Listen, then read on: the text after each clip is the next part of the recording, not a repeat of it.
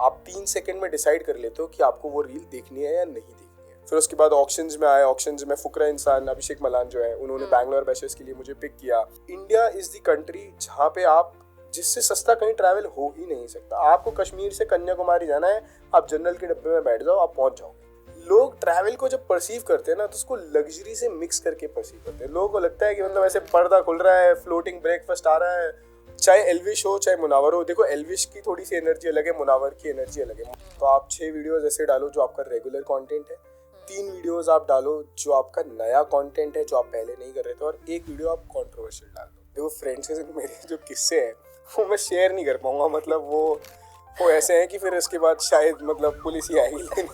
इस पे चल रही वो अभी जाकिर खान का एक वो आया ना जिसमें वो बोलते हैं चलीबिलिटी, कि लड़कों का कैसा है कि वो बोलते हैं कि चलो, और फिर लड़के आके पूछते भाई चल कहाँ रहे हैं। मुझे खुद से मिलने के लिए अपने दोस्तों से मिलना पड़ता है, जस्ट लाइक गौरव तनेजा या सौरभ जोशी। ये सारे लोग आप देखो कि इतने बड़े क्रिएटर्स कैसे बन गए, क्योंकि ये रेगुलरली अपनी लाइफ को दिखा रहे हैं। मतलब आपकी कंटेंट में दम होना चाहिए कि आपको कंट्रोवर्सी की जरूरत ना पड़े। अगर आपका कंटेंट इतना स्ट्रांग है, हिमाचल में एक जगह है धर्मकोट, जहाँ से त्रिउंड ट्रैक जो है वो रास्ता जाता है धर्मकोट से। तो धर्मकोट एक बहुत छोटा सा गांव है, बट बहुत ब्यूटीफुल गांव है, और वहाँ पे ना दलाई लामा रहते हैं। मुझे लगता है फीमेल फ्रेंडशिप बहुत जरूरी होती है, एक फेमिनिन टच लाइफ में बहुत जरूरी होता है, क्योंकि लड़के होते हैं एकदम जाहिर। Money is not the most important commodity, it's time. That poha is like our national breakfast of Gwalior. Travelling जो है वो किसी भी इंसान को उसके सोल से कनेक्ट कराती है। हेलो एवरीवन, वेलकम टू पथ डायलॉग और मैं हूं मिताली भार्गव। जिंदगी की असली जर्नी रील से बहुत डिफरेंट होती है और ये हम सब जानते हैं। आज हमारे साथ एक ऐसे ट्रैवल इन्फ्लुएंसर जुड़ने वाले हैं जिनकी जर्नी सिर्फ डेस्टिनेशन तक ही नहीं बल्कि अपने सपनों तक पहुंच चुकी है। कॉर्पोरेट वर्ल्ड में काम करने के साथ साथ उन्होंने ECL जैसा स्टेज शेयर किया और इसके साथ ही वो अपना खुद का कंटेंट मेक करके आज उसे दुनिया के सामने प्रेजेंट कर रहे हैं। तो आइए मिलते हैं ऋषभ यादव से, जो कि एक ट्रैवल इन्फ्लुएंसर है। इसके साथ ही वो कॉर्पोरेट जॉब भी करते हैं और एक कंटेंट क्रिएटर भी हैं। ऋषभ, पहले तो आपका बहुत बहुत स्वागत है पथ डायलॉग में। Thank you so much. बड़ा अच्छा लगा मुझे यहाँ आके, मतलब अपने शहर वापस आया हूँ and it's feeling very warm. बड़ा अच्छा लग रहा है आपके स्टूडियो में आके। बहुत सारी बातें आज हम करने वाले हैं इस पॉडकास्ट में, और आई एम डैम श्योर कि बहुत सारे लोगों को बहुत कुछ सीखने और जानने को भी मिलेगा आपके थ्रू। कॉर्पोरेट वर्ल्ड में आप जॉब करते हैं और उसके बाद आपने ट्रैवलिंग भी स्टार्ट की, ट्रैवल इन्फ्लुएंसर बने, फिर ECL तक पहुंचे। ये जो पूरी जर्नी थी ये कैसे शुरू हुई, कैसे माइंड में थॉट आया कि हाँ ये मुझे इसके साथ साथ ये भी करना चाहिए? तो जर्नी तो मेरी, मतलब कॉर्पोरेट जर्नी तो बहुत पहले शुरू हुई थी। मुझे लगभग 7 से 8 साल हो चुके हैं कॉर्पोरेट में काम करते हुए। I started my journey from Indore. Swiggy से मैंने अपनी जर्नी स्टार्ट की थी, फिर मैं मेक माई ट्रिप गया और अभी मैं रिलायंस के साथ काम कर रहा हूँ। बट 3 साल पहले जब मैं मेक माई ट्रिप के साथ काम कर रहा था तो एक बहुत इंटरेस्टिंग चीज़ हुई। मैं गोवा में बेस्ड था। तो गोवा एक ऐसी लोकेशन है कि हर कोई जो जाता है वो फोटोज वीडियोस लेता है। तो तब मैं इंस्टाग्राम चलाता था और मैंने सोचा एक दिन ऐसी रैंडमली मैंने एक वीडियो बनाई और मैंने वीडियो डाल दी वो इंस्टाग्राम पे। एक प्रॉपर्टी की वीडियो थी और वो वीडियो चल गई।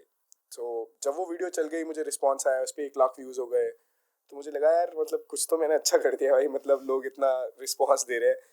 तो फिर मैंने कहा यार एक और वीडियो डाल के देखते हैं। मैंने एक और वीडियो डाली, वो वीडियो भी चल गई। तो फिर मैं जैसे जैसे वीडियो डाल रहा था, वीडियोस चल रही थी, वीडियोस पे अच्छे व्यूज आ रहे थे, रिएक्शंस आ रहे थे। तो फिर मैंने थोड़ा थोड़ा उसको जो है वो सीरियसली लेना स्टार्ट किया एंड वहाँ से मेरी कंटेंट क्रिएशन की जो जर्नी है वो शुरू हुई।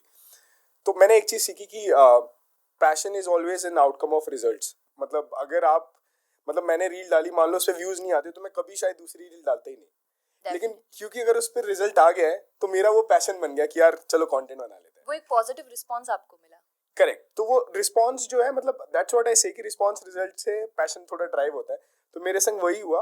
बट देन फिर मैंने उसको थोड़ा सीरियसली लेना स्टार्ट किया एंड देन कंसिस्टेंट रहा मैं अपने कंटेंट क्रिएशन जर्नी में। और करते करते करते काफ़ी जगह मैंने इंडिया में एक्सप्लोर की। मैं इंडोनेशिया भी गया, वहाँ का भी मैंने कंटेंट बनाया। तो काफ़ी अच्छी रही वो जर्नी। और उसके बाद अभी recently I went through ECL जो था पूरा। तो वो एक अलग प्रोसेस थी, उसमें क्रिकेटिंग फील्ड है वो थोड़ा अलग है, बट था वो एंटरटेनमेंट लीग ही थी तो क्रिएटर्स के लिए थी। तो उसमें बड़ा मज़ा आया। ट्रायल्स दिए मैंने, बैंड्रा में ट्रायल्स हुए थे तो वहाँ ट्रायल्स देने गया। फिर उसके बाद ऑक्शंस में आए, ऑक्शंस में फुकरा इंसान अभिषेक मलान जो है उन्होंने बैंगलोर बैशेस के लिए मुझे पिक किया। तो उसके बाद I was a part of the team और बहुत अच्छा टूर्नामेंट गया। हम लोग फाइनल्स नहीं जीत पाए but overall it was a great tournament. तो जर्नी पूरी ऐसी ही रही है. मतलब I started off as a मतलब वीडियो डाल दिया था, बट देन उसके बाद once I saw results I became consistent and then I felt like it's an responsibility for me to deliver for my audience. जब आपने स्टार्ट किया था तो आपका ऐसा कोई इंटेंशन नहीं था, करेक्ट है ना? लेकिन जैसे जैसे आप आगे बढ़ते गए और कितना आपने अपने आप को उस चीज में और ज्यादा अच्छा करने की कोशिश की कि हाँ मैं इससे ज्यादा और बेटर अगला मैं जो रील बनाऊं, जो भी कंटेंट बनाऊं, उससे ज्यादा बेटर बनाऊं. देखो, आप जब अच्छा करते हो लाइफ में, आप अपने लिए खुद एक बेंचमार्क सेट करते हो. ठीक है, मैंने जो मैं कंटेंट इनिशियली बना रहा था वो बहुत अच्छे से ना मैं एडिट करता था, बट जस्ट बिकॉज वो गोवा था तो मैं यूजुअल जैसे वीडियोस डाल दे रहा था, सुंदर प्रॉपर्टी है, ऐसे पूल दिख रहा है, ओशन दिख रहा है, तो वो चल जाते थे. बट देन जब रिस्पॉन्स आने लगा, ऑडियंस आने लगी, तो फिर मुझे एक थोड़ी रिस्पॉन्सिबिलिटी आई कि नहीं यार, मुझे वीडियोस अच्छे से एडिट करने हैं या मुझे कंसिस्टेंटली वो वीडियोस डालने हैं, और लोग उस पर कुछ पूछ रहे हैं कि ये कहाँ है, कैसा है, तो मुझे वो भी रिस्पॉन्ड करना है. तो फिर मैंने अपनी टाइमलाइन को वैसा बनाना शुरू किया. और फिर उसके बाद मैंने जब बाहर भी ट्रैवल किया, गोवा के अलावा भी मैंने बहुत सारा ट्रैवल किया है, तो मैंने काफ़ी ज़्यादा प्लानिंग उसमें शुरू कर दी कि मैं अपनी ट्रिप्स को ऐसे प्लान करता था कि कंटेंट भी कर लूँ, अपने काम भी कर लूँ. तो वो प्लानिंग कहीं ना कहीं बाय डिफ़ॉल्ट आने लगी, क्योंकि मुझे पता था कि अब मुझे जो अपने कंटेंट का लेवल है वो हर रील या हर वीडियोस के साथ इम्प्रूव करना है. और कहीं ना कहीं ऑडियंस भी वही चाहती है. अगर आप एक सेम लेवल ऑफ कंटेंट बनाते रहोगे एट अ टाइम, तो सैचुरेशन बहुत जल्दी आता है. बट अगर आपका कंटेंट ग्रोइंग है इन terms of quality, in terms of variety, तो ऑडियंस स्टिक रहती है आपसे. तो इट इज़ वेरी इंपॉर्टेंट कि आप वो चीज़ करते रहो. और कहीं ना कहीं मुझे वो चीज़ बहुत जल्दी समझ में आ गई थी कि I have to keep growing in this field because it's never ending. और आजकल हर दूसरा इंसान कभी भी कंटेंट क्रिएटर बन सकता है, तो आपको अपने स्टैंडर्ड्स को बहुत ऊपर लेके जाना पड़ेगा. बिल्कुल. जैसे आपने बोला कि आप इंडोनेशिया भी जा चुके हैं और अभी आपने इंडिया में अगर हम बात करें तो कितना आपने एक्सप्लोर किया अभी तक इन अ कैलकुलेटिव वे? देखो, मैं एग्जैक्टली बताऊं तो मैंने इंडिया में 22+ स्टेट्स लगभग पूरे घूमे हुए हैं. ओके, ठीक है, नाइस. कंटेंट मैंने अभी 3 साल पहले बनाना शुरू किया है. बट उससे पहले मेरे फादर जो है वो हर साल हमें एक ट्रिप लेके जाते थे, 1 या 2 ट्रिप लेके जाते थे. और वो हर बार एक नया स्टेट चूज करते थे. तो कश्मीर से लेके उड़ीसा, तमिलनाडु, केरला, कर्नाटका, वेस्ट बंगाल, मैंने सब कुछ घूमा हुआ है. और 22+ स्टेट्स मतलब लगभग लगभग घूमे हुए हैं. सिर्फ एक नॉर्थ ईस्ट एक्सट्रीम है जो वो रहता है, और वो मैं इस साल मतलब मेरे हिट लिस्ट पे है वो कि मेरे को नॉर्थ ईस्ट तो करनी है इस साल. तो काफ़ी इंडिया घूम लिया यार. मतलब ऑलमोस्ट पूरा कवर हो चुका है, बस थोड़ा सा और बाकी है. हाँ. ओके. क्या डिफरेंस देखते हैं आप जब आप, क्योंकि हमारे देश में बोला जाता है ना कि हर 100 किलोमीटर पे लैंग्वेज चेंज होती है, फूड चेंज होता है, ठीक है, इवन अटायर तक चेंज होता है. तो आपने किस तरीके के डिफरेंसेस देखे जब आपने 22 स्टेट्स जो आपने घूम रखे हैं, तो आपका वो कैसा एक्सपीरियंस रहा? देखो, हर स्टेट की, और इंडिया में ये बहुत अच्छी चीज़ है कि डाइवर्सिटी है और हर स्टेट अलग है. जैसे आप पंजाब जाओगे, जाओगे तो पंजाब में लोग इतने वेलकमिंग है कि मतलब आप खड़े हो तो चाय वाला आके पूछ लेगा आपसे कि चाय पीनी है आपको. जैसे आप दिल्ली जाओगे, आप सीपी चले जाओ, वहाँ पे लोग आपको मतलब चलते फिरते चश्मा पहना देंगे, भैया ले लो 150 रुपए का है. ठीक है, आप साउथ चले जाओ, साउथ में इंसान को कोई मतलब नहीं है. आप जा रहे हो शॉप पे पूछ रहे हो तो वो बता देगा, नहीं तो he will not interfere in your life. हमारे यहाँ यूपी चले जाओ, आप पान वाले के पास खड़े हो जाओ, वो 5 मिनट में सब कुछ पूछ लेगा आपसे, भैया आए नहीं, बहुत दिन हो गए आप, और वो बात करेगा. तो लोग, इंडिया में डाइवर्सिटी है. ठीक है, साउथ में भी लोग बहुत अच्छे हैं, मतलब उनका तरीका जीने का बहुत अलग है. जैसे गोवा में लोग दिन में 3 बजे से 5 बजे सो जाते हैं, वो काम ही नहीं करते, दुकान बंद कर देते हैं. उनका कहना है कि हम अपनी लाइफ को मतलब इंजॉय कर रहे हैं, हम चिल कर रहे हैं. और 8 बजे के बाद आप 8:05 पे भी अगर दुकान में जा रहे हो तो सामान नहीं देंगे वो. और हमारे यहाँ आप ग्वालियर में आप 11 बजे भी चले जाओ, शटर खोल के दे देगा आपको कोई.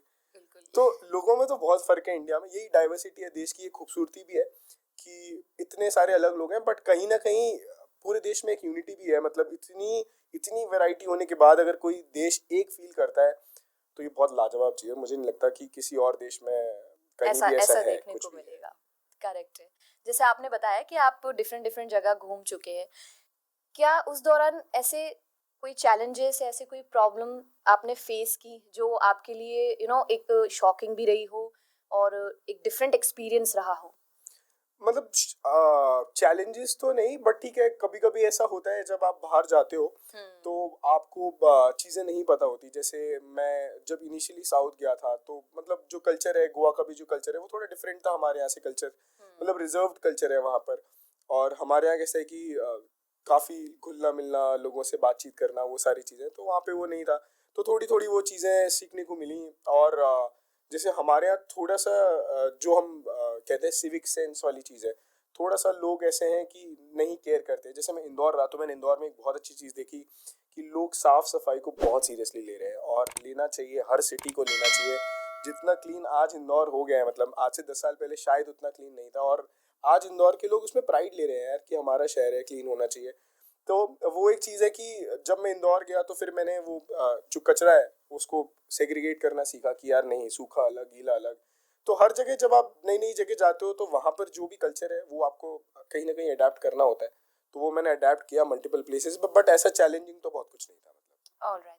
आप जब यहाँ से निकले और आपने जैसे आप एज एन आप कॉर्पोरेट वर्ल्ड में आप काम कर रहे हैं अभी, एंड इसके साथ आप ट्रैवल तो खैर करते ही करते हैं।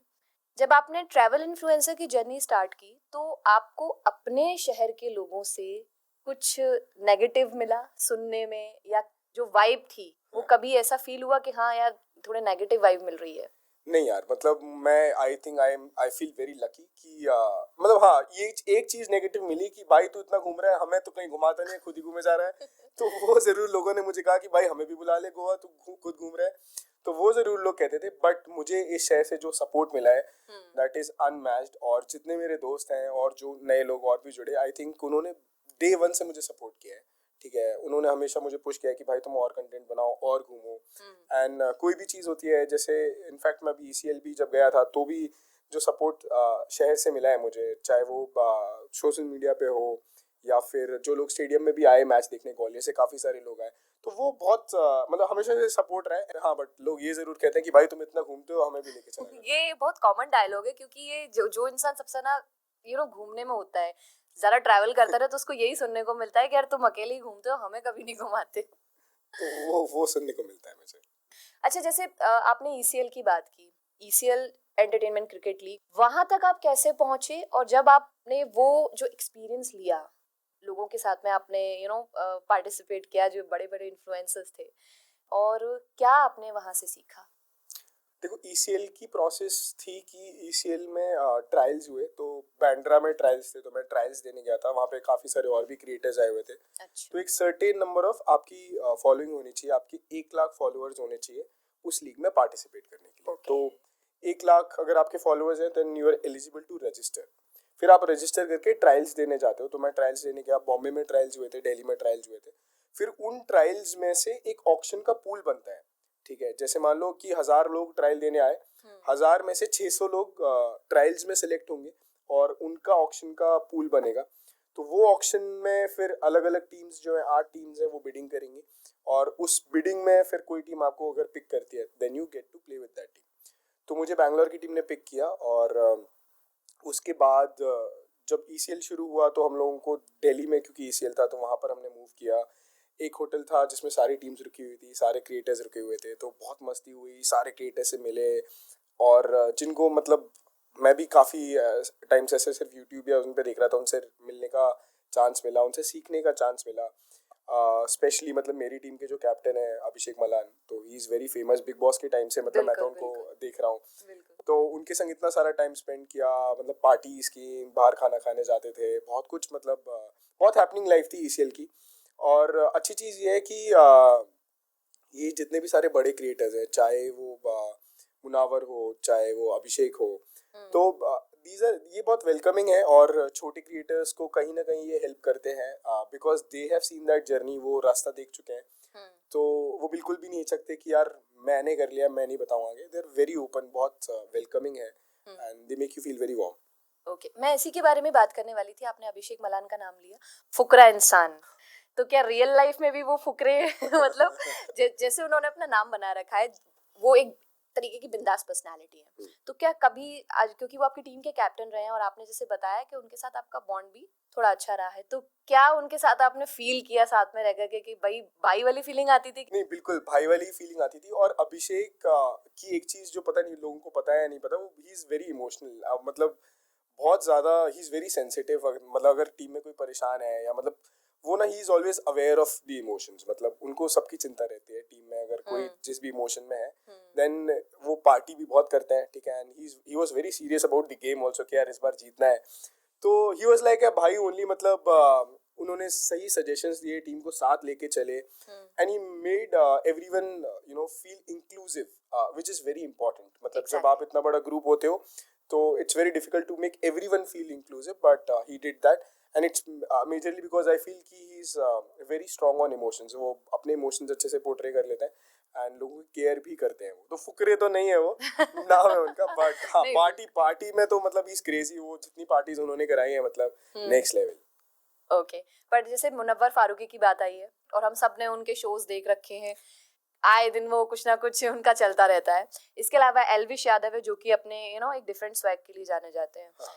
तो आप जब इन सब के साथ में एक टूर्नामेंट शेयर करते थे, एक मैच शेयर करते थे, तो उस टाइम पे जो उनकी जो एनर्जीज जो जैसे हम देखते हैं कैमरे पे देखते हैं, रियलिटी शोज में देखते हैं, तो क्या वही सेम एनर्जी आपको वहाँ देखने को मिलती थी या कुछ डिफरेंट मिलता था? देखो मैच फील्ड के अंदर तो वो लोग अलग हो जाते हैं, देखो सब दुश्मन है फील्ड के अंदर एक दूसरे के, बट फील्ड के बाहर सब दोस्त हैं, मतलब बहुत भाईचारा ऑन टॉप जो वो लोग कहते हैं, तो वो है, मतलब मेंटेन होता है।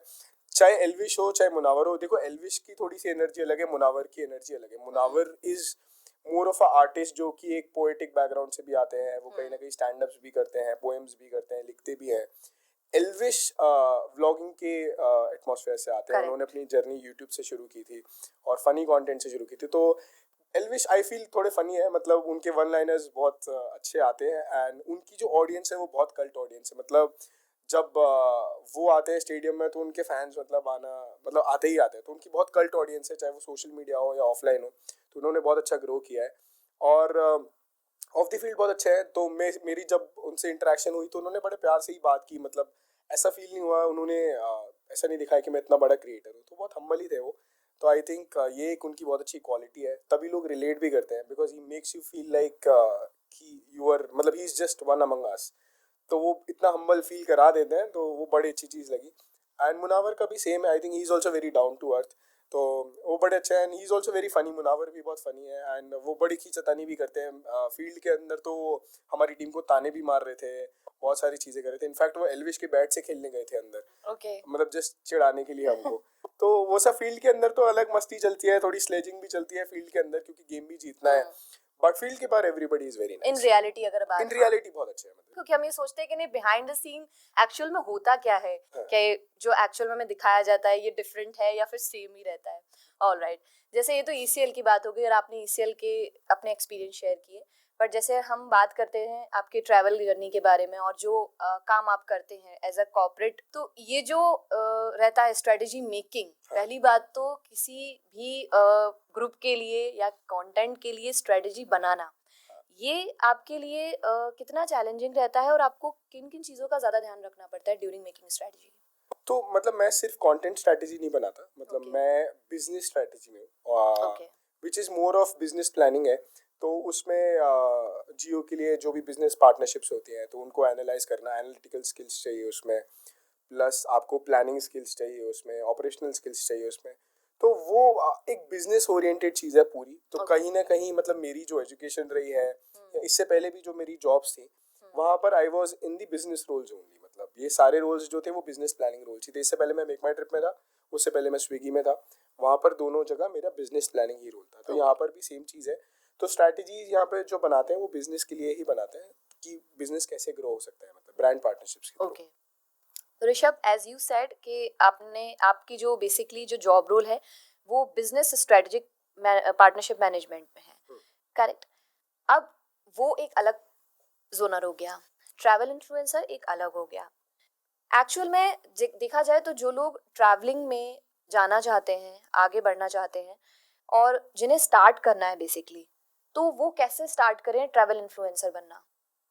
It's a very good question यार। मतलब मैं सारे नए कंटेंट क्रिएटर्स को यही बोलता हूँ कि सबसे पहली चीज़ तो ये है कि आप ये मत सोचो कि आपको बहुत हैवी गैजेट्स चाहिए, ठीक है। आजकल बच्चे सोचते हैं कि यार मेरे पास आईफोन 16 नहीं है तो मैं कंटेंट कैसे बनाऊँ, या मेरे पास गोप्रो नहीं है तो मैं कंटेंट कैसे बनाऊँ। जब मैंने कंटेंट बनाना शुरू किया था मैंने OnePlus 5 से कंटेंट बनाया था, मतलब पहला। तो it is your content which is the king.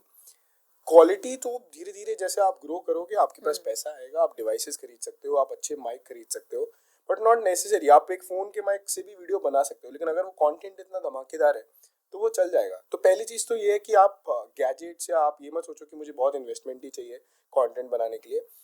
दूसरी चीज़ ये है कि अगर आप ट्रैवल में कंटेंट बनाना चाहते हो तो आप जहाँ कहीं भी घूमने जा रहे हो, देखो यूजुअली सब लोग थोड़ा बहुत तो घूमते ही है, तो आप शुरू कर दो वहाँ पे बनाना, मतलब आपको पैसे नहीं मिल रहे उस चीज़ के, बट आप कंटेंट बनाओ। आप, मैं तो कह रहा हूँ ग्वालियर के फोर्ट पे भी जा रहे हो तो आप ग्वालियर के फोर्ट पे अपने तरीके से कंटेंट बनाओ कि दोस्तों आज हम ग्वालियर के फोर्ट पे आ गए और आप देख रहे हो मेरे पीछे ये कुंड था, यहाँ पे रानियाँ रहती थी और यहाँ पे राजा जो है वो डांस देखते थे और ये होता था। तो आप उसको अपनी प्रैक्टिस के लिए बनाओ और उसको आप डालो और उसमें अपना एक एलिमेंट ऐड करो जिससे आपका एक रिकॉल हो। तो आप जब वो कंटेंट बना के डालोगे धीरे धीरे थोड़े थोड़े व्यूज आएंगे उस पर, बट आप सीखोगे वो कंटेंट बनाना और उसमें आपका पैसा क्या लग रहा है, कुछ भी नहीं। तो आप ऐसे कंटेंट बनाना शुरू करते हो। आप मान लो कल को कहीं गए फैमिली ट्रिप पे, किसी रिजॉर्ट में रुके, किसी होटल में रुके, उस होटल का वीडियो बनाओ, बहुत अच्छे से वीडियो बनाओ कि गाइस मैं इस होटल में रुका हूँ और ये इसका रूम है और यहाँ से ये व्यू आ रहा है। और फिर जब आप घर पहुंचो वो पोस्ट करो और उस होटल को टैग करो। देखो वो आपको अगली बार बोलेगा कि यार आपने बहुत अच्छा मेरा वीडियो बनाया, एक स्टे में आपको फ्री दे देता हूँ। तो that is how it works कि आप बनाना शुरू करोगे उसको तो वो आएगा। और देखो ट्रैवल में एक बेयर मिनिमम अंडरस्टैंडिंग ये होती है कि पैसा चाहिए ट्रैवल करने के लिए। इंडिया इज द कंट्री जहाँ पे आप जिससे सस्ता कहीं ट्रैवल हो ही नहीं सकता। आपको कश्मीर से कन्याकुमारी जाना है, आप जनरल के डब्बे में बैठ जाओ, आप पहुंच जाओगे, ठीक है। आप बिना टिकट के भी पहुंच जाते हैं बहुत लोग, बट वो मैं प्रमोट नहीं करूंगा। बट आप 500 रुपये में, मैं कह रहा हूँ, आप कश्मीर से कन्याकुमारी पहुंच जाओगे। आप किसी हॉस्टल में रुको, आजकल हॉस्टल्स का कल्चर बहुत चल गया है इंडिया में। हॉस्टल में आप डॉर्म बेड्स में रुको, मतलब एक रूम में 6 लोग रह रहे हैं, 8 लोग रह रहे हैं, आप उनसे मिलो, सोशल लाइफ क्रिएट करो। एक हॉस्टल का खर्चा है 400 से 500 रुपए। तो मतलब अगर आप देखोगे, फिर आप जनरल बस से ट्रैवल करो। लोग ट्रैवल को जब परसीव करते हैं ना तो उसको लग्जरी से मिक्स करके परसीव करते हैं। लोगों को लगता है कि मतलब ऐसे पर्दा खुल रहा है, फ्लोटिंग ब्रेकफास्ट आ रहा है और बढ़िया, मतलब तो वो नहीं है ट्रैवल। ट्रैवल पहले अगर आप जेन्युइनली प्यार करते हो तो कंटेंट बनाओ। दूसरी चीज, ट्रैवल आप करो, शुरू करो। अगर आपके पास पैसे नहीं है आप तब भी ट्रैवल कर सकते हो इंडिया में, मतलब इट्स इज एज चीप, ठीक है। आप ऋषिकेश देहरादून चले जाओ, कितने सारे धर्मशाला हैं वहाँ पे, आपको किसी चीज की एंट्री नहीं। गंगा आरती आपको देखने के लिए कोई एंट्री चाहिए क्या? नहीं चाहिए। तो आप कितना कुछ शूट कर सकते हो, बट ये है कि आपके अंदर वो विल होनी चाहिए और वो स्ट्रगल के लिए कहीं, देखो आप किसी भी फील्ड में जाओगे स्ट्रगल है।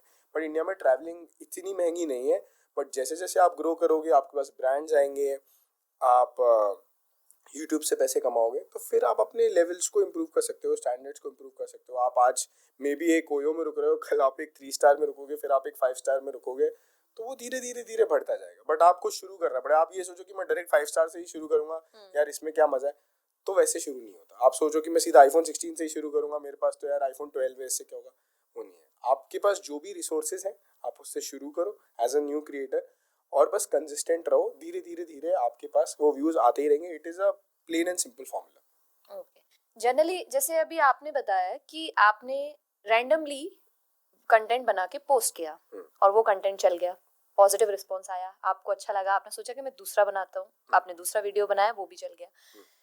मोस्टली ये होता नहीं है हर किसी के साथ कि पहला वीडियो दूसरा वीडियो इतना वायरल हो जाए।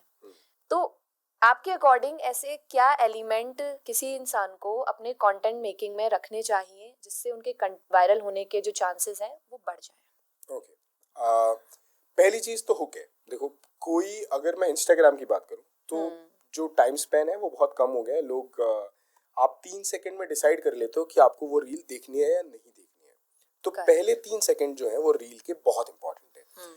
उसमें अगर आपका हुक बहुत अच्छा है, ऐसा हुक जो इंट्रीगिंग है, ऐसी कोई चीज जो मतलब ऑडियंस ने नहीं देखी है, या ऐसा कुछ जो वो देखना चाहते हैं, अगर वो पहले 3 सेकंड के अंदर है, या फिर उसमें एक मिस्ट्री हो सकती है, मतलब ऐसी एक स्टोरी लाइन जो आया कि ये रील एंड तक देखो क्योंकि इसमें कुछ होने वाला है। आप वो वीडियोस देखते हो ना जिसमें वो खाना बन रहा होता है, आप पूरा देखते हो क्योंकि खाना बन के रेडी हो गया होता है, तो आपको हमेशा लगता है यार लास्ट में क्या होगा क्या होगा क्या होगा। तो वो जो 3 से 4 सेकंड है उस हुक में आपको कहीं ना कहीं वो बताना पड़ेगा, या वो मिस्ट्री हो या वो कोई एक ऐसी मतलब अमेजिंग चीज हो।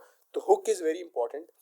देन स्टोरी टेलिंग, आपकी स्टोरी टेलिंग होनी चाहिए, पर्सनल ब्रांडिंग होनी चाहिए, आपका एक खुद का तरीका होना चाहिए, ठीक है। एंड तीसरा है क्लोजर। आजकल क्लोजर मतलब आप ये नहीं कह सकते कि लाइक फॉलो सब्सक्राइब करो, आप बोलो कि यार वीडियो खत्म करने पे कि यार अगली वीडियो में हम देखेंगे ये अमेजिंग चीज, या अगली वीडियो में आपको एक ऐसी बात बताऊंगा जो आपको नहीं पता होगी गोवा के बारे में।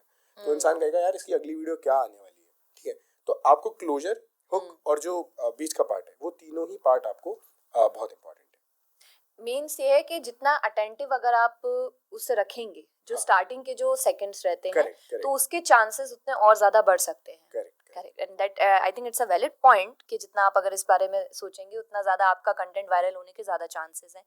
वेल, जैसे ट्रैवल इन्फ्लुएंसिंग की जब हम बात करते हैं, जैसे आपने पैसे की बात की, फाइनेंसिस, मेरे दिमाग में सबसे पहले यही आया है। आधे से ज्यादा लोगों का जो टेंशन होता है वो यही होता है कि यार घूमना है, एक्सप्लोर करना है, मेरा भी सपना है, मुझे भी घूमना है बट थोड़ा सा ना फाइनेंसिस रोक लेते हैं। तो आपका जो मैनेजमेंट रहता है, क्योंकि आप वर्किंग है, करेक्ट, लेकिन जैसे और जो यंगस्टर्स हैं जो अभी पढ़ाई कर रहे हैं, एजुकेशन में है, अभी काम नहीं कर रहे हैं कुछ भी, या फिर कर भी रहे हैं, तो कैसे फाइनेंसिस को मैनेज किया जा सकता है विथ ट्रैवलिंग? तो देखो, जब भी आप एक ट्रिप प्लान कर रहे हो तो उसकी आप आइटिनरी ऐसे बनाओ कि उस आइटिनरी में आप 1 या 2 दिन सिर्फ आप एज अ लग्जरी स्पेंड रखो। बाकी अगर आप लेट्स से 7 दिन की ट्रिप बना रहे हो तो 5 दिन आप जो स्पेंड है वो बेयर मिनिमम रखो और 2 दिन आप उसको लग्जरी रखो। 5:2 में उसको डिवाइड कर लो। उसका मतलब ये है कि 5 दिन आप हॉस्टल में रुको, आप 500 रुपए देके किसी हॉस्टल में रुक लो, और लास्ट के 2 दिन आप किसी बढ़िया 3 स्टार 4 स्टार में रुक जाओ। तो आपको दोनों एक्सपीरियंस मिल जाएंगे। आप पूरी ट्रिप में 4 स्टार रुकोगे तो आपको कहीं और कॉम्प्रोमाइज करना पड़ेगा। हो सकता है आपको किसी एडवेंचर से कॉम्प्रोमाइज करना हो कि स्कूबा डाइविंग करनी है लेकिन उसके पैसे नहीं बच रहे क्योंकि मैंने होटल उतना महंगा कर दिया। तो आप जो भी स्पेंड करना है अपने एक्सपीरियंसेस पे स्पेंड करो, स्टेज पे कम स्पेंड करो, ट्रैवलिंग पे कम स्पेंड करो। और आइटिनरी जब आप प्लान करो तो बहुत इंपॉर्टेंट है कि हमें करेक्ट इन्फॉर्मेशन होनी चाहिए। अब जैसे आप गोवा जाते हो तो गोवा में ओला और उबर नहीं चलती है। बहुत लोगों को ये चीज़ नहीं पता। अच्छा। उनको लगता है मैं गोवा उतरूंगा, ओला कर लूंगा और पहुंच जाऊंगा। जब लोग उतरते हैं वहाँ ओला उबर नहीं चल रही होती है तो फिर उनको लोकल टैक्सी करनी पड़ती है। लोकल टैक्सी रेट्स वहाँ पे बहुत महंगे हैं, ठीक है। तो वहाँ पर एक ऐप है जो कि गोवा माइल्स नाम से ऐप है, ठीक है। वो वहाँ की लोकल ऐप है जो चलती है कैब बुकिंग के लिए। अच्छा। तो अगर आप रिसर्च करके जा रहे हो तो आपको पता होगा कि गोवा माइल्स पे सस्ती कैब्स मिलती है। अगर आपको नहीं पता तो फिर आप वही कैब के 2000 रुपए दोगे जो आप 1000 रुपए में कर सकते थे। तो research is again one more important factor कि आप किसी भी जगह जा रहे हो तो आप रिसर्च करो। जितनी आपकी रिसर्च स्ट्रांग होगी, जैसे मैं इंडोनेशिया गया था तो मैं पूरी रिसर्च करके गया था कि यहाँ से करेंसी अगर मुझे ले जानी है तो मैं कैसे ले जाऊँ। मैं यूएस डॉलर्स ले जाऊँ या मैं इंडोनेशिया की जो करेंसी आईडीआर है वो ले जाऊँ, ठीक है, और किस स्प्लिट में ले जाऊँ। वहाँ पर कौन कौन से एप्लीकेशंस हैं जो मुझे काम आएंगे। जैसे वहाँ का स्विगी है, ग्रैब करके एक वहाँ पे एप्लीकेशन है। तो हमारे यहाँ जैसे स्विगी है वहाँ पे वो ग्रैब है, तो वहाँ पे खाना सस्ता मिल जाता है। यहाँ पे क्लूक करके या और जो गेट योर गाइड करके कुछ कुछ एप्लीकेशंस हैं जिससे आप टूर्स एक्टिविटीज सस्ते में बुक कर सकते हो। तो बहुत सारी रिसर्च जाती है। अगर आपको एक्चुअली फाइनेंसेस कट ऑफ करने हैं तो आपको बहुत अच्छी रिसर्च करनी पड़ेगी कि भाई कौन से ऐप्स काम करते हैं या उस जगह की लोकल क्या क्या चीज़ें स्ट्रांग है। तो आप कहीं ना कहीं अपने फाइनेंसेस पे कट डाउन कर सकते हो। और सबसे मेजर एक्सपेंस जो होता है वो अकोमोडेशन और फ्लाइट्स ही होता है आपका। तो फ्लाइट्स भी प्लान, जैसे मैं आपको बताता हूँ, इंडिया से जो बाली की फ्लाइट चलती है, एक ऐसी फ्लाइट भी चलती है जिसमें आप सिर्फ 7 किलो वजन कैरी कर सकते हो, ठीक है। जैसे आप एक फ्लाइट में usually 15 kilo plus 7 kgs carry कर सकते हैं। तो उसका fair let's say for example 10,000 रुपये है। तो जिस फ्लाइट में सिर्फ आप 7 किलो कैरी कर सकते हो उसका फेयर कहीं ना कहीं 6-7 हज़ार रुपये होगा। तो 3-4 हज़ार रुपये का डिफरेंस है। तो आपका ग्रुप है अगर 6 लोगों का तो आप 4 लोग वो फ्लाइट बुक कर लो, या 3 लोग 15 किलो वाली बुक कर लो, 3 लोग 7 किलो वाली बुक कर लो। आप कॉम्बिनेशंस बना सकते हो, बट आपको रिसर्च करनी पड़ेगी ये सारी चीज़ों की कि मैं कैसे पैसे बचा सकता हूँ। तो मेजर एक्सपेंस जो आप कट करते हो that is on your flights and your accommodation. लड़के जिस तरह से ट्रैवल करते हैं और लड़कियां जिस तरह से ट्रैवल करती है, दोनों में बहुत फर्क होता है। क्योंकि आप एज एन मेल आपको उतना ज्यादा अटेंटिव रहने की जरूरत नहीं होती है। नहीं, लड़के साथ रहती है तो डबल अटेंटिव रहना पड़ता है। बिल्कुल बिल्कुल, क्योंकि एक तरीके की वो सेंस ऑफ रिस्पॉन्सिबिलिटी आ जाती है ना। लेकिन जब लड़कियां जाती हैं घूमने, सोलो ट्रैवल करें या फिर ग्रुप ट्रैवल करें, हमारा मेन कंसर्न जो रहता है वो बेसिकली ये होता है कि सबसे पहले हमें होटल अच्छा देखना है, कोई ऐसी जगह नहीं देखनी है गड़बड़। अगर कुछ लग रहा है तो हमें वहां से स्टेप बैक करना है। करेक्ट। अगर हमें किसी जगह पे पहुंचना है तो हमें देखना है कि वहां पर पहुंचा कैसे जा सकता है। तो ये सारी चीजों का भी कहीं ना कहीं फर्क आता है। बिल्कुल बिल्कुल फर्क आता है। और मैं लड़कियों के लिए मतलब मैं ये कहता हूँ कि अगेन वही चीज़ है, जितना आप रिसर्च करोगे, अगर आप किसी हॉस्टल में कहीं भी रुक रहे हो ऐसी जगह जो कि थोड़ी एक पब्लिक स्पेस है, सस्ती है, बट आप डिटेल रिसर्च करो, उसके रिव्यूज पढ़ो कि वो कैसा है, is it well equipped with CCTV, या वहाँ का स्टाफ कैसा है। और जो रिव्यूज होंगे गर्ल जो पिछली ट्रिप्स में जो लड़कियां वहाँ रुकी हैं, ठीक है, उनके रिव्यूज आप पढ़ो। उससे आप एक अंडरस्टैंडिंग लो कि हाँ ये जगह सेफ है। और अगर नहीं है, जैसे मान लो आपका एक्सपीरियंस खराब हुआ, तो आप रिव्यू डालोगे जाके कि यार इस जगह पे मुझे थोड़ा सा अनईजी फील हुआ या सेफ फील नहीं हुआ। तो कल को कोई और लड़की वो जा रही है, अगर वो आपका रिव्यू पढ़ के नहीं करेगी फिर उसको बुक, तो इट्स वेरी इंपॉर्टेंट कि आप जा रहे हो तो एज अ रिस्पॉन्सिबिलिटी जो आपके संग हुआ है वो भी आप फीडबैक दो, प्लस आप फीडबैक पढ़ के जाओ किसी स्टे में आप रुक रहे हो तो। कैब्स के लिए अगेन आई वुड से कि अगर सेफ्टी और वो एक कंसर्न है तो आप किसी डेजिग्नेटेड ऐप से ही बुक करो उसको, क्योंकि उसमें एटलीस्ट आपकी ट्रैकिंग रहती है, मतलब है ना। अगर आप लोकल कर रहे हो तो यू नेवर नो कि मतलब अगेन ठीक है, तो वो ऐप से बुक करो। तो अगेन वो आपकी रिसर्च ही है, जितनी मतलब जितना लड़कियां ज्यादा रिसर्च करके जाएंगी उतना उनके लिए ईजी होगा। अभी फिलहाल थोड़ा इंडिया में चीजें बेटर हो गई हैं, मतलब ट्रैवल में लड़कियां सोलो ट्रिप्स भी कर रही है, मैंने देखा है। पहले उतना कल्चर नहीं था कि लड़कियां सोलो घूम रही है, बिल्कुल बट अभी लड़कियां भी वो घूम रही है, और मैं वो दिखता रहता हूँ रील, मतलब कि मैं तो निकल आई घर से, और वो सब तो कर रही है लड़कियां भी वो। नहीं बिल्कुल जरूरी भी है, क्योंकि मैंने सुना है कि जितना आप सोलो ट्रैवल करते हो आपके लिए उतना बेनिफिशियल होता है। तो आप मोस्टली आपका सोलो ट्रैवलिंग रहता है या फिर आप ग्रुप ट्रैवलिंग में भी रहते हैं? मतलब मैं करना तो सोलो चाहता हूँ, बट मुझे ग्रुप करनी पड़ती है क्योंकि मेरे दोस्त मुझे छोड़ते नहीं है। तो सोलो मैंने काफी की हुई है, बट देखो मजा ना लोगों से आता है, मतलब ग्रुप्स में एक अलग मजा है और सोलो में एक अलग मजा है। सोलो जब आप ट्रैवल करते हो it's a self exploration trip. आप किसी जगह को जानने से ज्यादा खुद को जानते हो। Exactly. मैं अगर किसी पहाड़ पे बैठा हूँ ना, मतलब तो 5 मिनट तो मैं पहाड़ देखूंगा, फिर 10 मिनट में खुद के अंदर देखूंगा कि यार मेरी लाइफ में क्या चल रहा है। तो सोलो ट्रिप्स पे आपकी खुद की एक्सप्लोरेशन होती है, आप खुद से मिलते हो, आप बहुत दूर होते हो मतलब किसी भी ह्यूमन रिलेशनशिप से। तो वो है। दोस्तों के संग क्या है कि आप 4 आदमी पहाड़ पे बैठे हो तो बस फिर आप कौन दूर पत्थर फेंक रहा है, कुछ नहीं। तो वहां पे मतलब अगर किसी के पास एक कोल्ड ड्रिंक बची हुई है तो वो उसी में लड़ रहे हैं। तो दोस्तों के संग तो आप कहीं बैठ जाओ, पहाड़ पे बैठ जाओ, गली के कोने पे बैठ जाओ, तो वो तो सिर्फ मजे करने के लिए है, मतलब। तो जब मजे करने होते हैं लाइफ में, एंजॉय करना होता है, तो दोस्तों के संग मैं जाता हूँ यूजुअली। बट कभी कभी मुझे ऐसा लगता है कि कोई जगह एक्सप्लोर करनी है या खुद को थोड़ा सा मतलब एक्सप्लोर करना है, तो मैं सोलो प्रेफर करते हैं। Alright, when you are came into a content making field, और कंटिन्यूटी में आप अभी इसकी चीज को फॉलो कर रहे हैं, क्या आप इस चीज में अपना फ्यूचर देखते हैं? किसे आप इसे किस लेवल तक लेके जाना चाहते हैं? कितना इन्वॉल्वमेंट आप इसमें रखना चाहते हैं? देखो मैं बिल्कुल फ्यूचर तो देखता हूँ, और मुझे पता है इंडिया में आज 2025 है और 2030 तक ये मार्केट जो है, कंटेंट क्रिएशन का जो मार्केट है, वो बहुत बड़ा होने वाला है। ठीक है, and this industry is going to overtake the TV industry, और कर दिया है।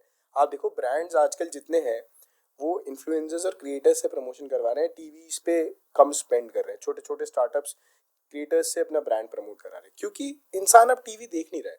आपके पास फोन है, आप यूट्यूब देख रहे हो, आपके पास फोन है, आप सब कुछ फोन पे देख रहे हो, आप इंस्टाग्राम चला रहे हो। तो जब इंसान मतलब रोड पे आपने एक होर्डिंग लगवा दी, मान लो आप एक ब्रांड हो, उस होर्डिंग को इंसान देखेगा ही नहीं, वो तो इंसान फोन में देखते हुए चल रहा है। तो इट्स वेरी इंपॉर्टेंट कि आप फोन में उसको प्रमोट करो। तो जब ब्रांड इस पे मूव होने वाले हैं, इंडिया के इतने सारे और मूव कर चुके हैं, तो ये इंडस्ट्री बहुत ग्रो करने वाली है, फाइनेंशियली भी और नंबर ऑफ क्रिएटर वाइज भी। तो मैं बहुत स्ट्रॉन्ग फ्यूचर देखता हूँ ओवरऑल इंडस्ट्री का भी। और अपने लिए मैं यही कहूँगा कि मैं चाहता हूँ कि मैं इस फील्ड में इतना एक्सेल करूँ कि मैं ऑलमोस्ट हर कंट्री को मैं घूमना चाहता हूँ, और मैं चाहता हूँ कि मैं उसको अपने तरीके से इंडिया की ऑडियंस को बताऊं कि कल को किसी को किसी भी कंट्री में जाना हो, वो मेरा व्लॉग उठा के देखे और कहे कि यार ऋषभ का व्लॉग देख लो, सब कुछ सॉर्ट हो जाएगा, आइटनरी प्लान हो जाएगी, फाइनेंसिस प्लान हो जाएंगे, ठीक है, सब कुछ पता चल जाएगा उसको, जो भी उसके क्वेश्चन आंसर्स हैं, मतलब क्या होता है, ये जगह सेफ है, एटसेट्रा एटसेट्रा।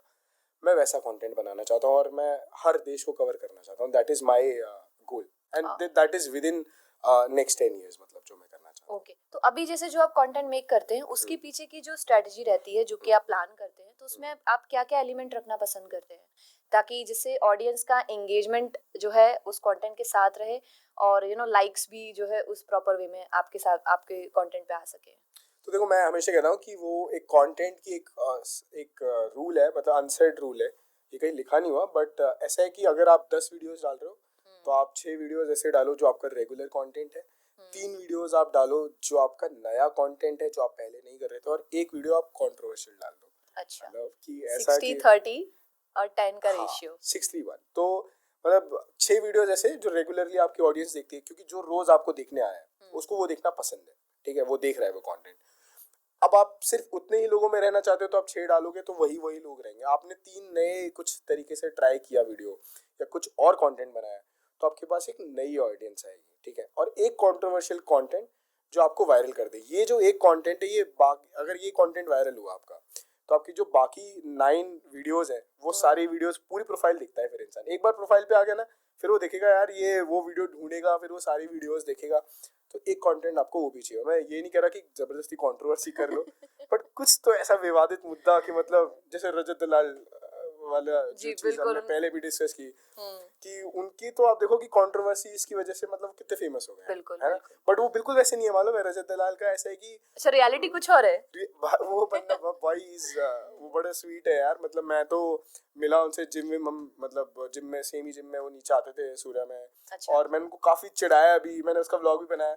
बट वो बहुत मस्त यार, वो ऐसे नहीं है मतलब। बट अगेन वो कंट्रोवर्सीज की वजह से हुए हैं, तो कहीं ना कहीं अब उनका ऐसा, जैसे अभी उनका कुछ एक प्रोमो भी आया जिसमें वो आसिम से फाइट कर रहे हैं, तो उनको पता है कि अब उनकी वो यूएसपी हो चुकी है यार। मतलब थोड़ी बहुत कंट्रोवर्सी दिखती है, थोड़ा वो दिखता है, तो वो चीज़ है, तो वो वायरल होती है। इंडिया में आप कोई भी कंट्रोवर्सी उठा लो, उससे इंसान वायरल हो जाता है।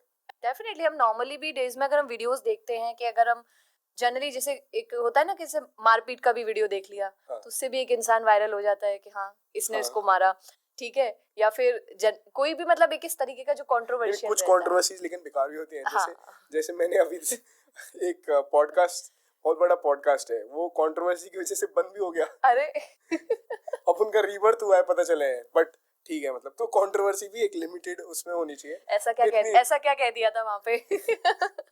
वो तो रणवीर भाई जानते हैं उन्होंने क्या बोला है। और मतलब पॉडकास्ट नहीं था बेसिकली, वो तो शो था, इंडियाज गॉट टैलेंट। और वो तो काफी ज्यादा कंट्रोवर्सी में पड़ गया, बट वो गलत भी था मुझे लगता है कहीं ना कहीं।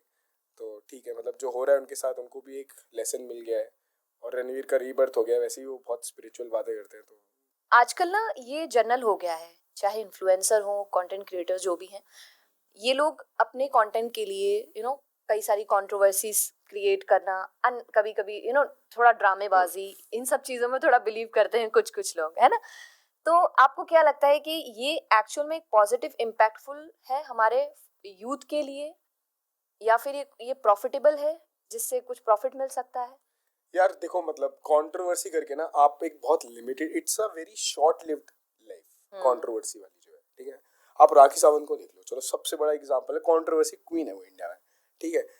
वो सिर्फ न्यूज में तब होती है जब वो कंट्रोवर्सी कर रही होती है, अदरवाइज वो नहीं होती। तो आप अगर अपनी लाइफ में से प्रॉब्लम्स लाके कंट्रोवर्सी करके ही दिखना चाहते हो, तो आपके लिए बहुत डिफिकल्ट हो जाएगा। आपको एक्चुअली ऐसा कंटेंट बनाना चाहिए या ऐसा काम करना चाहिए जो सस्टेनेबल हो। मतलब आपके कंटेंट में दम होना चाहिए कि आपको कंट्रोवर्सी की ज़रूरत ना पड़े। अगर आपका कंटेंट इतना स्ट्रांग है, तो आप बहुत बैलेंस्ड आगे ग्रो करोगे।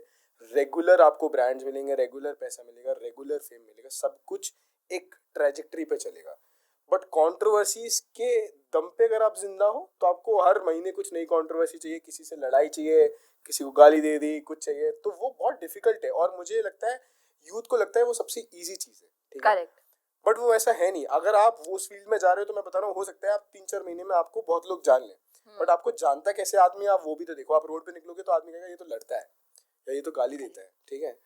और वही एक कंटेंट क्रिएटर जिसके हो सकता है थोड़े कम फॉलोअर्स हो, लेकिन वो बहुत अच्छा कंटेंट बनाता है। मान लो ग्वालियर के बारे में बता रहा है कि ये बैजाताल ऐसे बना था, तो लोग कहेंगे अरे ये वो बंदा है यार जो बैजाताल के बारे में बताता है, बड़ा मस्त कंटेंट बनाता है। तो आप खुद को कैसे देखना चाहते हो? आप मतलब इट्स वेरी इंपॉर्टेंट कि आप दिखना कैसे चाहते हो। 3 महीने में आप फेमस तो हो जाओगे, लेकिन उसके बाद लोग आपको अगर इज्जत से नहीं देख रहे, तो क्या मतलब है? कि आप जिस तरह का कंटेंट बनाएंगे, उससे ही आपकी इमेज और आपकी वैसी आइडेंटिटी सेट होगी। ऑलराइट, ये तो क्या है, कंट्रोवर्सी के बारे में बात की हमने। अब जैसे कि मैंने जनरल एक स्टेटमेंट सुना है, जो कि लोग बोलते हैं जब बात घूमने की आती है, मुझे भी कई बार सुनने को मिलता है कि जब पैसे हो जाएंगे ना, तब घूमेंगे। पैसा कमा लेते हैं, फिर आगे घूमेंगे। आप इस स्टेटमेंट पे क्या सोचते हो कि क्या पहले पैसा कमाओ बाद में घूमो, या फिर? अरे कुछ नहीं होता यार। पैसा, आप मान लो पैसे के चक्कर में वेट कर रहे हो और कल कुछ हो गया, आप ही चल दिए दुनिया से, कब घूमोगे? पैसे के चक्कर में वेट मत करो भाई, निकल जाओ घूमने। मैं सच बता रहा हूँ, जब घूमने निकलोगे, दिमाग में इतने फ्रेश आइडियाज आएंगे कि वो जो पैसा आप सोच रहे हो ना कमाने वाले हो, वो आप कमा लोगे। तो पैसे के चक्कर में प्लीज ट्रिप्स को पोस्टपोन मत करो। मतलब ट्रैवलिंग जो है वो किसी भी इंसान को उसके सोल से कनेक्ट कराती है, मुझे ऐसा फील होता है एटलीस्ट, ठीक है। आप दोस्तों के संग नहीं जा रहे हो तो दोस्तों के संग तो अगर आप ट्रैवलिंग खुद से कर रहे हो, तो आप अपने सोल से कनेक्ट करो और पैसे के लिए वेट मत करो यार। पैसा तो आप कमा लोगे, वक्त आप कभी नहीं कमा सकते. Exactly, money is not the most important commodity, time is it's time that's the most important commodity. तो वो बहुत जरूरी है कि आप, वक्त नहीं आएगा. आप मान लो आज ट्रैवल नहीं कर रहे, आप 25 साल के हो, ठीक है, आप नहीं कर रहे, आप कह रहे हैं आप पैसे कमाऊंगा, उसके बाद घूमने जाऊंगा, स्विट्जरलैंड जाऊंगा सीधा. आपने 5 साल 10 साल वेट किया, फिर ना आपकी 5 साल 10 साल के बाद जो एनर्जी होगी ना, वो ये होगी कि रूम से निकलने का मन नहीं करेगा कि यार क्या जाना है यार शाम को. और जो 25 साल पे एनर्जी होती है ना कि यार ये भी घूम लेता हूँ आज, आज मैं इसमें छलांग मार देता हूँ लेक में, फिर लगे यार लेक में डूब गया तो दूर बैठो, मैं वेव्स में अंदर नहीं जाऊंगा. तो वो जो टाइम है वो बहुत इंपॉर्टेंट है. आप पैसे के लिए वेट करोगे तो फिर हो गया काम. बिल्कुल वेट मत करो, जाओ. पैसा जितना मतलब अगर आप है आपके पास, आप यूज करो, वो पैसा वापस आ जाएगा. टाइम नहीं आएगा. तो प्लीज प्लीज घूमो भाई सब लोग. अच्छा, जैसे आपने दोस्तों के बारे में बात की और अभी उस वक्त आना आपके चेहरे पे स्माइल आई थी, तो फ्रेंड्स के साथ कोई एक ऐसा किस्सा जो आपके लिए बहुत मेमोरेबल रहा हो, बहुत अनएक्सपेक्टेड रहा हो कि हाँ ऐसा कुछ हुआ था जो मुझे लाइफ टाइम याद रहेगा? देखो फ्रेंड्स के साथ मेरे जो किस्से हैं वो मैं शेयर नहीं कर पाऊंगा. मतलब वो ऐसे हैं कि फिर इसके बाद शायद मतलब पुलिस ही आएगी लेने. कंट्रोवर्शियल है. देखो फ्रेंड्स के संग किस्से ऐसी होनी चाहिए जो आप बस अपने फ्रेंड्स के बीच में ही एंजॉय कर पाओ. तो फ्रेंड्स मेरे बहुत सारे हैं, मतलब ग्वालियर के भी फ्रेंड्स हैं और बाहर भी मैं जितना रहता हूँ. बट किस्से तो बहुत खतरनाक खतरनाक है. मतलब ऐसे किस्से हैं कि इंसान कहेगा, मतलब उसमें एक तो हमारे ऊपर इंसान सवाल उठाएगा कि ये लोग ये हरकतें कर क्यों रहे हैं. पहली चीज तो ये तो वो किस्से पे नहीं जाते. बट हाँ, बहुत सारे किस्से हैं, मतलब एन नंबर ऑफ किस्से हैं, बचपन से लेके आज तक हो ही रहे हैं. मतलब कल भी कोई किस्सा हुआ ही होगा. ट्रैवल के दौरान जो हुआ काफी सारे किस्से हैं. बट मतलब मेरे 2 दोस्त हैं, एक अमन है और एक निकिता है. तो मैं उनके संग एक बार केरला उस पे गया था, रोड ट्रिप पे गया था. ओके. तो वायनाड के कोस्ट से मैं पूरा ऐसा गाड़ी वाड़ी चलाते हुए गए थे हम लोग. तो बड़ा मजा आता था. निकिता जो है उसको ना रोड पे अगर उसको फ्रूट्स दिख गए, गाड़ी रोक दो. मतलब उसको फ्रूट्स दिखे कि उसने बिना फ्रूट्स खाए गाड़ी चलेगी नहीं. हर 10 मिनट बाद कि फ्रूट्स देखे, गाड़ी रोक दो, फ्रूट्स देख लेते हैं, फ्रूट्स खा लेते हैं. तो मैंने और अमन ने प्लान किया कि अब गाड़ी रोकेंगे नहीं हम, और हम 300 किलोमीटर बाद गाड़ी रोकेंगे. और वो जैसी फ्रूट्स की दुकान है, वो कहे गाड़ी रोक दो फ्रूट्स के लिए. हमने कहा हम नहीं रोक रहे गाड़ी. मतलब उसको हमने इतना परेशान किया कि वो काफी खिंचा गई ट्रिप में. गया नहीं अब तो तुम लोग जाओ, मैं तो खाना नहीं खाऊंगी, ये नहीं करूंगी. तो फिर हमने ने क्या किया कि हमने फिर एक आए फ्रूट शॉप, तो हमने थोड़ी सी गाड़ी स्लो की और ऐसा उसको ऐसा लगा कि अब ये लोग सही में रोक रहे हैं. तो उसने गेट खोल दिया और अमन ने गाड़ी भगा दी गेट खुले में, फिर से नहीं रोकी. फिर जो उसने हमें सुनाया है काफी. तो ऐसी काफी सारी चीजें जिससे अगला इंसान परेशान. और उसमें भी लड़की के साथ मजाक किया था तो बहुत ज्यादा सुनने की पड़ेगी. तो मैं वही बोल रहा हूँ कि फ्रेंडशिप में सारे किस्से वही हैं जहाँ एक दूसरे को सिर्फ ऐसे जलाना तड़पाने वाले किस्से ही हैं. मतलब बहुत एक्सट्रीम है वो सारे किस्से. बिल्कुल. जैसे फ्रेंड्स की बात आई है तो आप ग्वालियर से हैं बेसिकली, आपके ग्वालियर में भी फ्रेंड्स हैं और आपके मुंबई में भी डेफिनेटली फ्रेंड्स होंगे. तो क्या दोनों में डिफरेंस देखते हैं मुंबई के फ्रेंड्स और ग्वालियर के फ्रेंड्स के बीच में? देखो मुंबई के फ्रेंड्स में और ग्वालियर के फ्रेंड्स में जमीन आसमान का फर्क है. Yes. मतलब ग्वालियर के फ्रेंड्स कैसे हैं कि मैं सच बता रहा हूँ, मैं अगर इस शहर में अगर मैं हूँ तो मेरे पास अगर गाड़ी नहीं भी है ना, तो मुझे कभी ऐसा नहीं लगता कि मेरे पास गाड़ी नहीं है. मैं चाहे स्टेशन पे उतरूँ, रात को 8 बजे आ रहा हूँ, मैं सुबह आ रहा हूँ, मतलब मेरे दोस्त मुझे लेने आ जाते हैं. और बॉम्बे में कैसा है, बॉम्बे में लोगों के पास टाइम नहीं है. मतलब दोस्त क्या है, जो जब उनको टाइम मिल रहा है तब वो लोग मिल रहे हैं. तो थोड़ी सी ट्रांजेक्शनल फ्रेंडशिप ज्यादा होती है बॉम्बे में. और यहाँ के दोस्त ऐसे हैं कि जैसे वहाँ पे बॉम्बे में लोग बैठते हैं तो 2 घंटे बैठे दोस्त, तो वो डिस्कस कर रहे हैं कि यार मेरे पास ये प्रोजेक्ट आया है, ये एटसेट्रा, OTT है, या मान लो कुछ और है, या मैं ऐसा कंटेंट बनाने का सोच रहा हूँ. तो थोड़े से प्रोडक्टिव डिस्कशंस, वर्क ओरिएंटेड रहता है. वर्क ओरिएंटेड डिस्कशन रहते हैं. अब यहाँ के दोस्त जो मिलते हैं तो वो 2 घंटे बैठेंगे और वो सेम जोक जो 10 साल से चल रहा है उस पर रोज हंसेंगे. और मतलब हर दिन वही होगा. कोई सिर पैर नहीं है उस पूरी कॉन्वर्सेशन का, लेकिन बस बैठे हैं. बट मैं अगर मुझसे आप पूछोगे कि तुम कौन सी कॉन्वर्सेशन में बैठना चाहते हो, तो मैं तो इसी वाली कॉन्वर्सेशन में बैठना चाहता हूँ. जो मैं 10 साल से सेम चीज सुनते आ रहा हूँ, मैं कल भी वही सुनना चाहता हूँ. बिल्कुल एग्जैक्टली, क्योंकि ये जो वर्क ओरिएंटेड है ये तो हम डेली लाइफ में कर ही रहे हैं कहीं ना कहीं, चाहे हम ऑफिस में कर रहे हो या नॉर्मली भी हम घर पर आकर भी इस बारे में सोचते हैं. बट जब हम सोचते हैं कि माइंड रिलैक्स करना है तो ऐसे लोगों की तरफ ही हम ज्यादा जाते हैं जो उस चीज की तरफ ना ले जाके दूसरे डायरेक्शन में माइंड को ले जाए. नहीं, बट मुझे लगता है देखो फ्रेंडशिप्स चाहे वर्क ओरिएंटेड वाली भी, वो भी इम्पोर्टेंट है लाइफ के लिए. ऐसे दोस्त जो आपके मतलब वर्क वाइज आपको सजेशंस देते हैं या आपको everyday they try to improve you know, एक हेल्दी कंपटीशन भी होता है. तो that is also important. But this is also very important. मतलब जब आपको अपने जीवन में मतलब सिर्फ चिल मारना है, मतलब कि I just want to chill and I don't want to think of anything else but just to have fun. तो वो फिर ये है कि आप अपने पुराने बचपन को, एक कहावत है ना कि मुझे खुद से मिलने के लिए अपने दोस्तों से मिलना पड़ता है। तो to get to yourself you get to meet your friends, मतलब वो चीज़ है। पुराने दोस्तों से मिलना बहुत ज़रूरी है।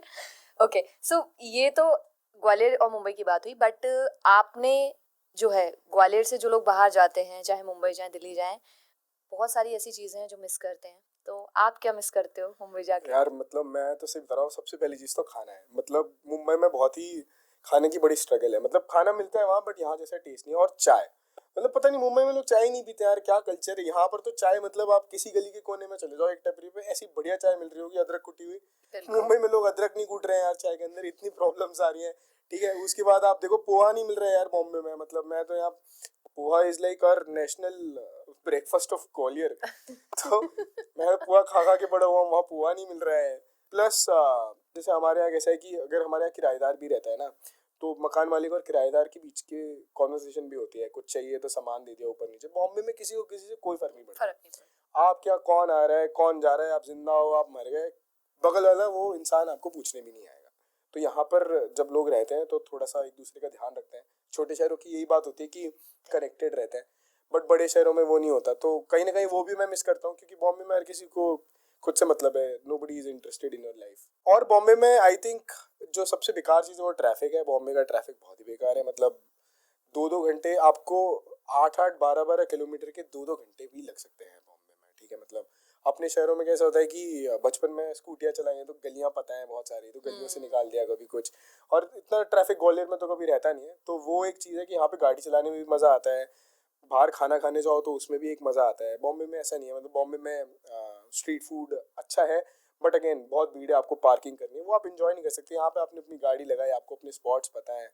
तो वो एक ऑफ कोर्स मैं जो सबसे ज़्यादा मिस करता हूँ वो यही करता हूँ कि दोस्तों के संग बाहर जाना, खाना, और दोस्तों का जो बैठना है। मतलब मुंबई में कभी ऐसा नहीं हुआ मतलब कि हम लोग सिर्फ बिना मतलब के बैठ गए हों। What do you think about boys friendship? यार बॉयज की फ्रेंडशिप मुझे लगता है वही है कि देखो लड़के ना ज़्यादा इमोशनली एक्सप्रेस नहीं करते अपनी फ्रेंडशिप्स में। मतलब लड़कों का कैसा है कि एक तो लड़के सीरियस नहीं हो सकते। ठीक है, आप मान लो बहुत सीरियस बात बता रहे हो अपनी लाइफ की कोई, कि यार मेरे संग ना ये हो गया भाई, पैसे की दिक्कत चल रही है, तो 1 मिनट ही सीरियस रह सकते हैं वो, फिर अगले मिनट कुछ ना कुछ ऐसा बोलना है जिससे बात में कुछ फन आ जाए। मतलब वो आपको सॉल्यूशन भी देंगे, सब कुछ देंगे, लेकिन वो सीरियस नहीं हो सकते। क्योंकि एक्चुअली लड़कियों की अगर आप फ्रेंडशिप देखोगे तो लड़कियां बहुत सीरियस रहती हैं एक दूसरे के लिए।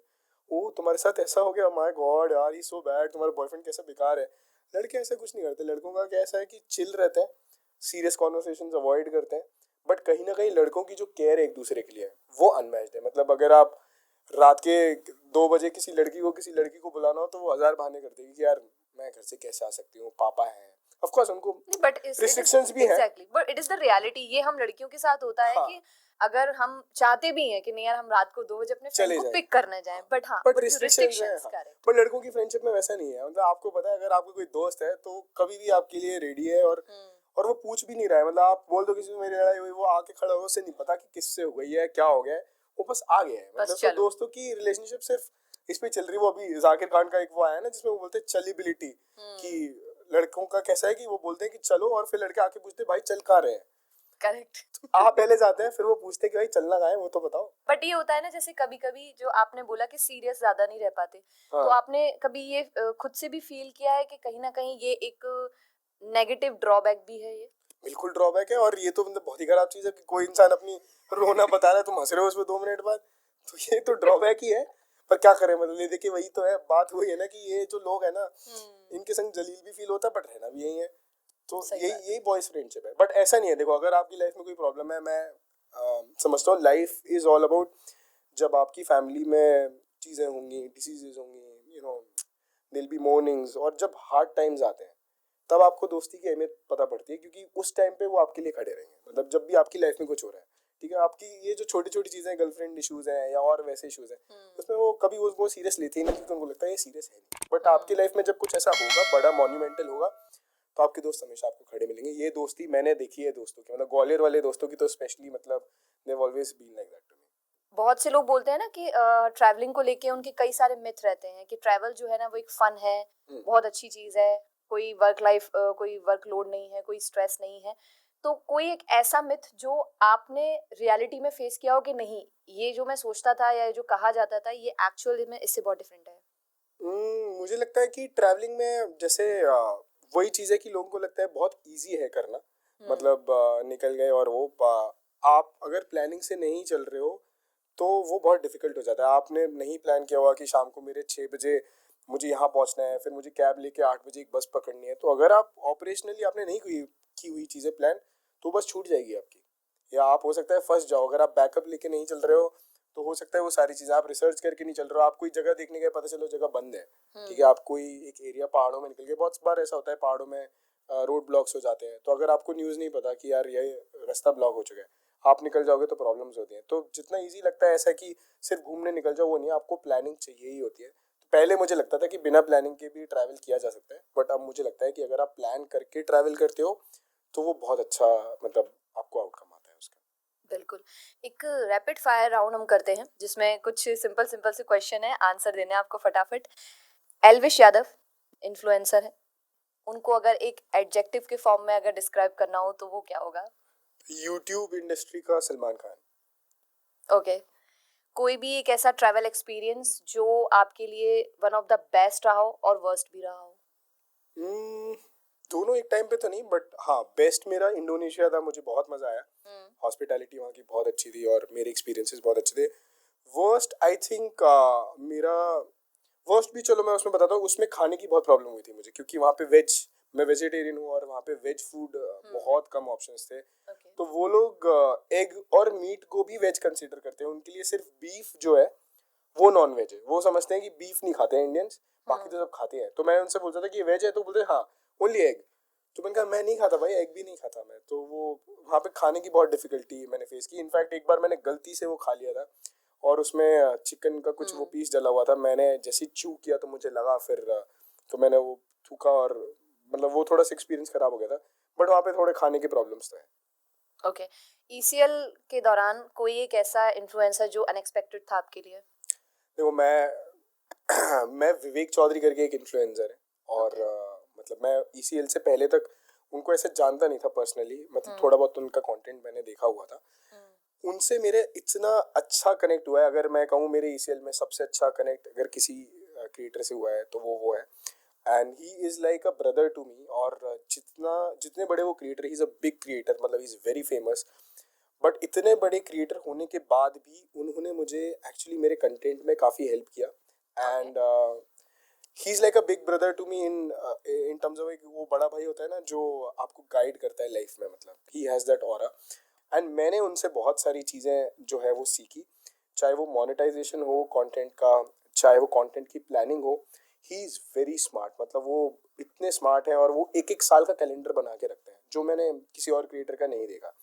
तो मुझे बहुत कुछ सीखने को मिला उनसे। And I think more than anything else I got a brother from ECL, तो मेरे लिए वो बहुत स्पेशल था। ओके। जैसे यहाँ पे आपने मोनेटाइजेशन की बात की, कई सारे ऐसे कंटेंट क्रिएटर्स हैं जो चाहते हैं कि हाँ, जब वो कंटेंट मेक करें और जो भी वो कंटेंट डिलीवर करें वो कंटेंट वायरल हो और चैनल उनका मोनेटाइज हो, तो उसके लिए अगर कोई आप एक टिप देना चाहें उन कंटेंट क्रिएटर्स को? देखो अगर आप इंस्टाग्राम पे कंटेंट बना रहे हो, the only way to monetise currently is brand partnerships. ठीक है, इंस्टाग्राम अभी फिलहाल पैसा नहीं दे रहा है। इंस्टाग्राम के प्रोग्राम्स आते हैं बीच बीच में जहाँ वो पैसा पे करता है, बट अभी फिलहाल it is only brand partnership. तो आप जब खुद की एक ब्रांड वैल्यू बना रहे हो तो ब्रांड्स आपके पास आएंगे। लेट्स से कि आपके पास कोई एक टी शर्ट का ब्रांड आ गया कि आप मेरी टी शर्ट पहन के एक रील बना दो, ठीक है, GRWM कर दो लड़कियों का, जैसे वो हो गया। ये लड़कों के लिए मान लो कोई एक प्रोटीन ब्रांड आ गया कि आप फिटनेस कंटेंट बनाते हो तो मेरे प्रोटीन के सप्लीमेंट को आप वो कर दो। तो उसके एक सर्टेन सॉर्ट ऑफ पैसे वो देता है। जैसे आपके मान लो 50,000 फॉलोअर्स हैं, तो आप इजीली उसका 10 से 15,000 रुपए एक रील का मांग सकते हो, डिपेंडिंग कि आपकी रीच क्या है। तो वो ब्रांड पार्टनरशिप से आपका पैसा आता है। बट ब्रांड्स आप में तभी इन्वेस्ट करते हैं जब आपकी कंटेंट में एक अच्छी क्वालिटी होती है, नंबर 1। नंबर 2, आपकी ऑडियंस लॉयल होती है। अगर ब्रांड दिखेगा कि इसके कंसिस्टेंसी नहीं है या ये सिर्फ कंट्रोवर्सी से कर रहा है, तो ब्रांड भी कोशिश करता है कि वो ऐसे फिगर से ना जुड़े। ब्रांड्स को चाहिए कि उसका चेहरा कोई है। कल को मैं भी अपना ब्रांड खोलूंगा या आप भी अपना ब्रांड खोलोगे, तो आप चाहोगे कि उसके जो फेसेस बने वो अच्छे लोग बने, ताकि एक अच्छा इम्पैक्ट पड़े। मान लो मैं किसी कंट्रोवर्शियल फिगर को अपने ब्रांड को प्रमोट नहीं करने दूंगा, मतलब वो एक चीज़ है।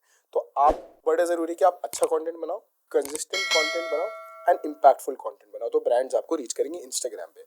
यूट्यूब के लिए आप जो भी कंटेंट बना रहे हो, यूट्यूब पे आपका मोनेटाइजेशन, आपके एडसेंस 4000 घंटे आपको चाहिए होता है, उसके बाद आपके चैनल मोनेटाइज हो जाता है, 1000 सब्सक्राइबर्स चाहिए होते हैं। तो अपने दोस्तों यारों में वीडियो शेयर करो, व्लॉग्स बनाना शुरू करो, रेगुलरली पोस्ट करो। यूट्यूब सिर्फ और सिर्फ कंसिस्टेंसी से चलता है, ठीक है। यूट्यूब में आप क्वालिटी थोड़ा बहुत ऊपर नीचे अगर आपकी इनिशियली है भी तो चल जाएगा, लेकिन अगर आप कंसिस्टेंट हो, आप 60 के 60 दिन व्लॉग अगर डाल रहे हो, आपकी 100% this is guarantees and sure shot की वो ऑडियंस बढ़नी ही बढ़नी है, क्योंकि कंसिस्टेंटली लोग देखते हैं। बिग बॉस क्यों चलता है इंडिया में? क्योंकि लोग रोज उनको देख रहे हैं, रोज वो क्या खा रहे हैं, क्या पी रहे हैं। तो अगर आप यूट्यूब में रोज कंटेंट डाल रहे हो, अपनी लाइफ को दिखा रहे हो, तो कहीं ना कहीं एक पॉइंट पे इंसान लाइफ से कनेक्टेड हो जाता है आपकी, कि यार आज ये बंदा कहाँ घूम रहा है। जस्ट लाइक गौरव तनेजा, जस्ट लाइक गौरव तनेजा या सौरभ जोशी, ये सारे लोग आप देखो कि इतने बड़े क्रिएटर्स कैसे बन गए, क्योंकि ये रेगुलरली अपनी लाइफ को दिखा रहे हैं। तो अब लोगों को उनकी लाइफ से ऐसा रिलेटेबल फील होता है कि आज गौरव तनेजा खाएं, गौरव तनेजा ये वाला मैच देखने क्यों नहीं गया। तो वो एक लेवल ऑफ रिलेटिविटी तभी आता है जब आपका कंटेंट उतना वो हो जाता है। सो आपकी कोई ऐसी ट्रैवल डेस्टिनेशन जो आप शेयर करना चाहें? मैं न्यूजीलैंड जाना चाहता हूँ यार, बहुत मन है मेरा। मतलब आई थिंक अगर आप देखोगे न्यूजीलैंड में सब कुछ है, पहाड़ है, खूबसूरत बर्फ है और लेक्स है, ओशन है, सब कुछ है। ओके, सो कोई ऐसी ट्रैवल डेस्टिनेशन जो आप रिकमेंड करना चाहिए, बिकॉज यू ऑलरेडी आपने ऑलरेडी बहुत आधे से ज़्यादा इंडिया आपने कवर कर लिया है। देखो मैं अभी धर्मकोट गया था, तो आई लव दैट प्लेस, मुझे धर्मकोट बहुत अच्छा लगा। तो जिन लोगों को नहीं पता है, हिमाचल में एक जगह है धर्मकोट, जहाँ से त्रिउंड ट्रैक जो है वो रास्ता जाता है धर्मकोट से। तो धर्मकोट एक बहुत छोटा सा गांव है, बट बहुत ब्यूटीफुल गांव है, और वहाँ पे ना दलाई लामा रहते हैं, ठीक है। ओके, तो वो जो गांव है वहाँ पे मॉन्क्स हैं बहुत सारे, तो उस गांव की जो एक वाइब है बहुत अलग है, मतलब बहुत पीसफुल है वो। और आपको वहाँ पे ना जो डॉग्स भी है वो इतने अमेजिंग शेफर्ड्स मिलेंगे वहाँ पे आपको। जो डॉग्स के जो फर है वो बहुत अलग ब्रीड के डॉग्स हैं वहाँ पे। खाना वहाँ का बहुत स्पेशल है, मतलब वहाँ पे आपको पहाड़ी खाना प्रॉपर मिल जाएगा, स्पाइसी फूड मिल जाएगा, ठीक है। नूडल्स वहाँ पे, मतलब खाना भी बहुत अच्छा है, जगह भी बहुत अच्छी है, और एज अ विलेज मतलब मुझे वो बहुत अच्छा लगा। तो it is one top most recommended place for these summers. और विंटर्स की बात करूँ मैं, तो विंटर्स में आप वायनाड जा सकते हो, ठीक है। मतलब पोस्ट रेनी सीजन वायनाड बहुत सुंदर हो जाता है, मतलब इट्स ब्यूटीफुल। और गोवा है, तो गोवा तो आई थिंक विंटर्स में है ही लोगों की डेस्टिनेशन, बट गोवा भी वो गोवा जो टूरिस्ट प्लेसेस से अलग है। मतलब गोवा में आदमी जाता है तो साउथ गोवा बेसिकली, देखो आपको भी लग रहा है कि साउथ गोवा ही है, मतलब जो है, तो ऐसा नहीं है।